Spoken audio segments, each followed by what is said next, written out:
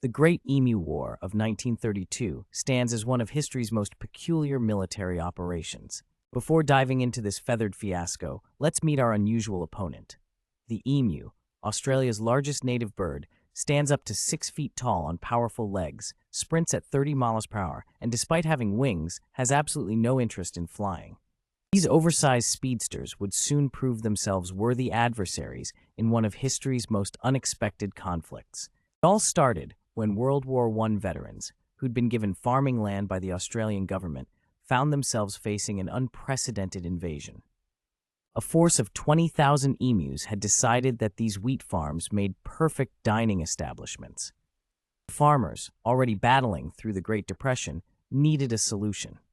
Being ex-soldiers, they approached their problem with military precision, requesting the most logical solution they could think of: machine guns.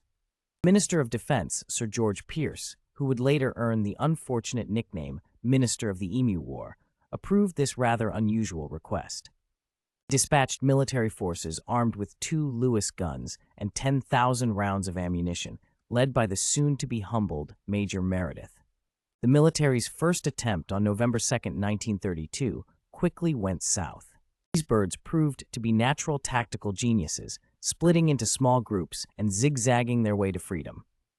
Even when the soldiers managed to corner a massive group of 1,000 emus near a dam, their victory was short-lived. The gun jammed after taking down just 12 birds, and the rest scampered away to fight another day.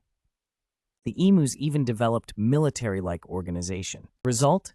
The truck couldn't match the bird's speed, and the ride was so bumpy that shooting straight became impossible. After 6 days and 2,500 rounds of ammunition, the kill count stood somewhere between an embarrassing 50 and a modest 500 birds.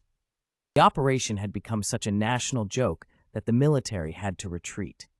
They regrouped and launched a second campaign later that month, managing to take down about 100 emus per week.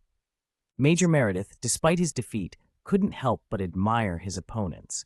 He famously declared that these birds could take on any army in the world, comparing their resilience to tanks and their tactical prowess to Zulu warriors. Farmers kept requesting military assistance in the following years, but the government had learned its lesson. They eventually solved the problem the old-fashioned way, with bounties and fences, proving that sometimes the simplest solution beats sending in the army to wage war on birds.